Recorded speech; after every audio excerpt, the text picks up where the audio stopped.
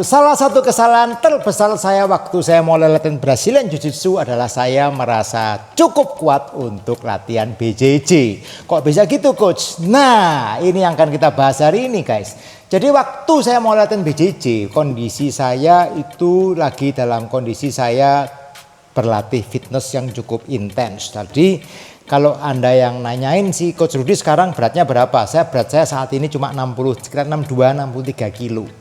Pada waktu itu badan saya itu lagi gede-gedenya guys. Jadi waktu saya pertama kelihatan BJJ itu saya lagi nggak latihan bela diri apa-apa. Saya lagi stop latihan bela diri, saya lagi banyak fokus di fitness. Jadi yang namanya fitness, nge-gym, angkat beban dan sebagainya. Saya waktu itu beratnya 175 kilo waktu saya mulai BJJ. Dan waktu saya mulai BJJ kondisinya saya tuh lagi bisa dibilang lumayan kuat menurut pandangan saya waktu itu. Jadi kalau kita ngomong waktu itu saya bisa deadlift sekitar 160 kilo atau 170 kilo saya bisa deadlift segitu.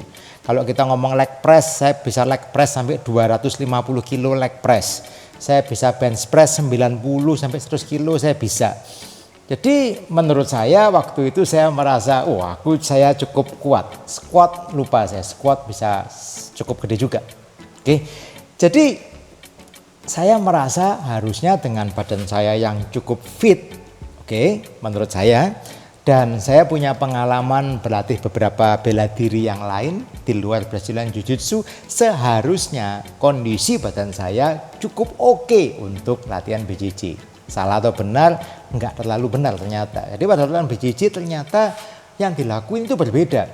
Pada waktu saya melakukan conditioning, waktu latihan BJJ pertama kali, yang belajar bagaimana harus bridging, harus shrimping, harus rolling, harus sebagainya, habis juga napasnya.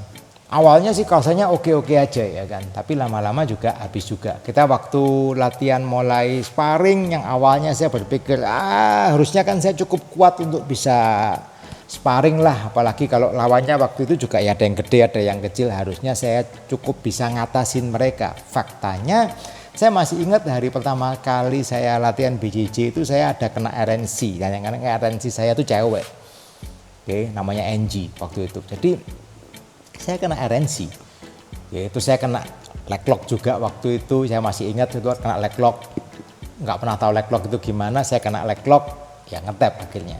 Terus kena kuncian yang lain-lain, kena macam-macam. Karena kena yang lebih besar ngetapin saya, ada yang lebih kecil dari saya ngetapin saya juga. Dan ya itu satu hal yang menurut saya shocking. Dan saya yakin saat ini Anda yang besar BJJ, banyak juga mungkin Anda yang merasa bahwa ya kondisi saya tuh harusnya akan cukup besar badan saya, kekuatan saya cukup oke.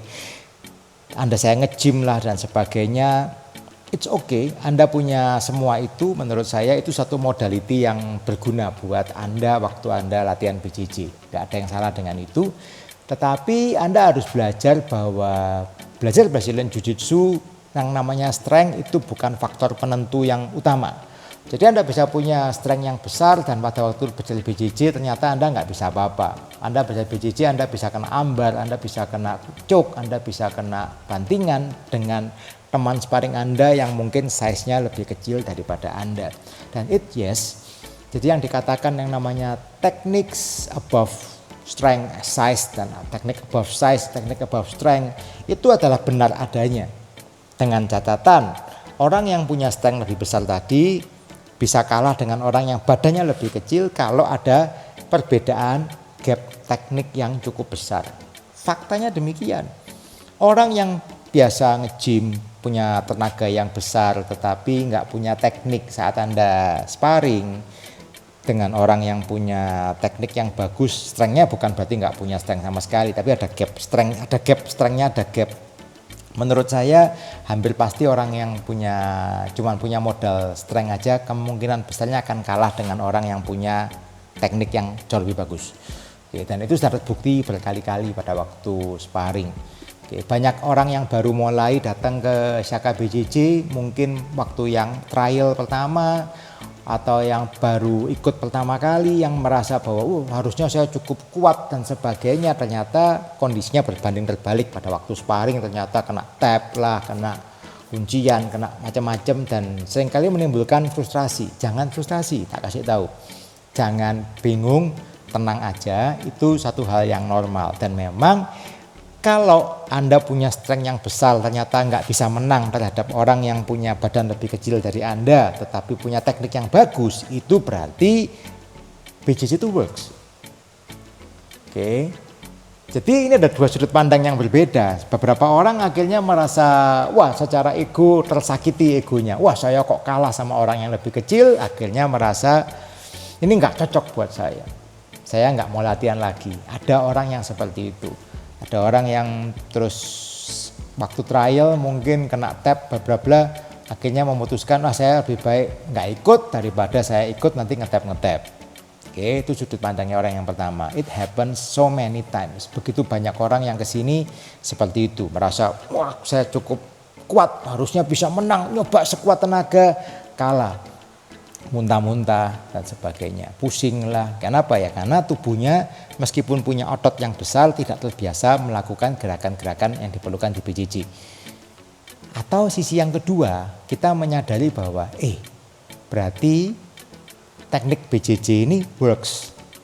Saya badannya lebih besar, saya bisa kalah sama orang yang badannya lebih kecil daripada saya dan dia punya teknik yang bagus. Berarti teknik BJJ works. Kalau saya memandang seperti itu, alangkah dahsyatnya kalau saya orang yang punya otot yang besar, saya bisa mempunyai teknik yang bagus.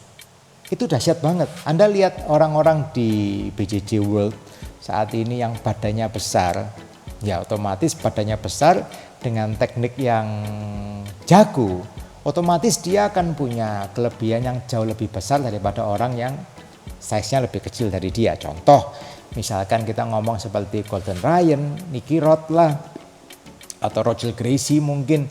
Mereka semua punya badan yang besar dan itu advantage. Dengan ditopang oleh otot yang besar tadi, ditopang dengan teknik yang jago, itu membuat dia jadi sangat-sangat jago. Oke. Jadi bukan berarti yang namanya size ini, muscle size ini nggak ada manfaatnya.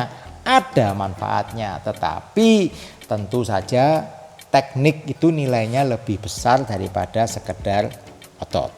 Kalau kita punya otot yang besar tetapi tekniknya nggak ada, ya itu yang terjadi tadi. Seringkali banyak yang akhirnya merasa frustrasi, wah ngetap terus, ya kan. Banyak di sini juga seperti itu, badannya strong, badannya kuat, ya kan, dia latihan fisiknya kuat.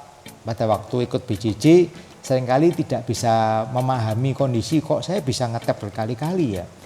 Mungkin memang saya nggak cocok untuk belajar BJJ, ya bukan nggak cocok, ya memang Anda belum menguasai tekniknya harus bagaimana. Kalau Anda sudah menguasai tekniknya, ditopang dengan strength yang tadi sudah Anda punya, muscle size yang Anda punya, ya tentunya semua teknik tadi akan berjalan jauh lebih baik. Oke, itu yang harus dipahami. Nah, sisi yang kedua sekarang kita ngomong lagi. Buat Anda yang punya buat Anda yang punya muscle size dan size badan yang lebih besar, saran saya kurangi penggunaan ototnya. Kok paradok gitu coach? Yes. Jadi kalau Anda terlalu terfokus dengan menggunakan otot Anda yang lebih besar, terlalu terfokus menggunakan strength, terlalu terfokus menggunakan muscle, teknik Anda akhirnya akan sedikit terpakai. Anda akan menggunakan gerakannya arahnya benar, tapi sometimes Anda akan miss the details. Anda cover details tadi, Anda tutupi dengan power Anda tutupi mungkin dengan speed Anda, attributes yang Anda punya, kurangin, perbanyak di tekniknya. Loh terus kalau gitu apa gunanya coach saya latihan fisik dan sebagainya? Anda tetap punya, tetapi pada waktu di kelas tidak perlu dipakai semuanya. Pada waktu di kelas, waktu sparring, utamakan pakai pada teknis.